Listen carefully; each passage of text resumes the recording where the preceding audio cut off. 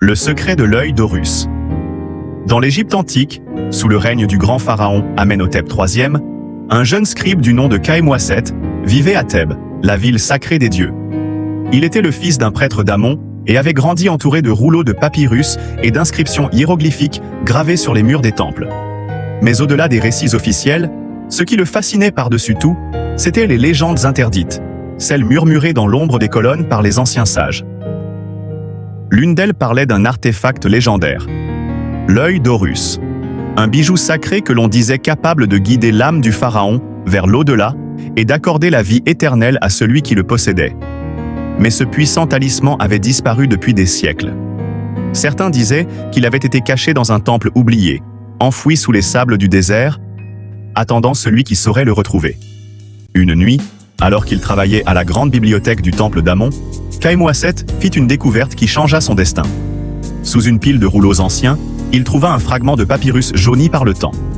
Il y était inscrit, à l'encre noire, « Lorsque Ra fermera son œil à l'horizon et que le vent du désert chantera son nom, le temple des ombres s'ouvrira à celui qui cherche la vérité. » À côté de ce texte, une carte au contour effacé montrait un endroit inconnu, perdu au cœur du désert occidental. Khaemouaset sentit son cœur s'accélérer. Et si cette carte menait vraiment à l'œil d'Horus? Il savait que partir seul serait trop dangereux. Il demanda alors l'aide de son ami Amenemhat, un ancien soldat devenu marchand. Celui-ci, d'abord réticent, finit par accepter en voyant l'enthousiasme brûlant dans les yeux de son ami. Le voyage dans le désert. Leur périple débuta à l'aube. Avec 2 ânes chargés de provisions et d'eau, ils quittèrent Thèbes et s'aventurèrent vers l'ouest, là où s'étendaient les dunes infinies. Le soleil ardent ne leur laissait aucun répit. Le sable brûlant s'infiltrait partout, rendant chaque pas plus difficile. Après plusieurs jours de marche, alors qu'ils approchèrent du point indiqué sur la carte, une tempête de sable se leva brutalement. « Nous devons trouver un abri !» cria Amenemhat en couvrant son visage avec son châle. Ils aperçurent une formation rocheuse et s'y réfugièrent tant bien que mal. La tempête rugit pendant des heures, hurlant comme un millier de voix oubliées. Khaemouaset, malgré la peur, sentait que cela faisait partie de l'épreuve. Peut-être était-ce le vent du désert chantant le nom de Ra, mentionné sur la carte. Quand enfin le calme revint, une vision s'offrit à eux. Devant eux, à moitié enseveli sous le sable, se dressait l'entrée d'un ancien temple. Le temple oublié. Ils s'approchèrent prudemment. Les grandes portes de pierre étaient ornées d'anciens hiéroglyphes racontant l'histoire d'Horus et de Seth, et d'étranges inscriptions mises en garde contre ceux qui oseraient troubler le repos des dieux. Khaemouaset traduisit à voix haute « Celui qui cherche la lumière doit affronter les ombres. L'œil veille, l'œil juge. » Ils pénétrèrent lentement à l'intérieur. Le temple était immense, ses colonnes massives s'élevant jusqu'au plafond, où des étoiles dorées semblaient encore briller malgré les siècles passés.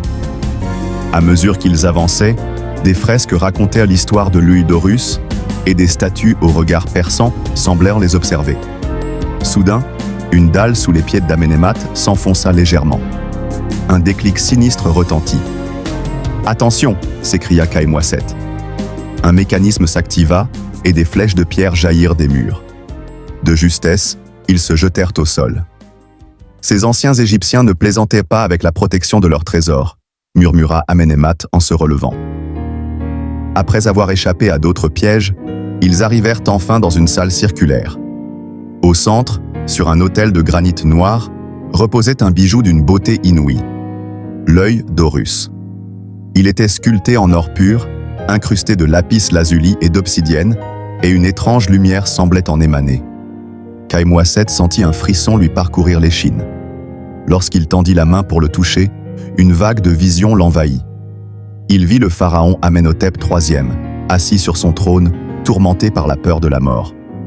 Il vit des prêtres cacher l'œil pour empêcher quiconque d'en abuser. Il comprit alors que cet artefact était une malédiction autant qu'un trésor. « Nous devons le laisser ici », murmura-t-il à Amenemhat. « Mais pourquoi? Nous avons risqué nos vies pour ça. » « Parce qu'il ne nous appartient pas. Il appartient aux dieux. » Avec un dernier regard vers l'œil, ils rebroussèrent en chemin, scellant derrière eux le secret du temple oublié, le retour à Thèbes. De retour à Thèbes, Khaemouaset n'évoqua jamais cette aventure, mais son regard avait changé.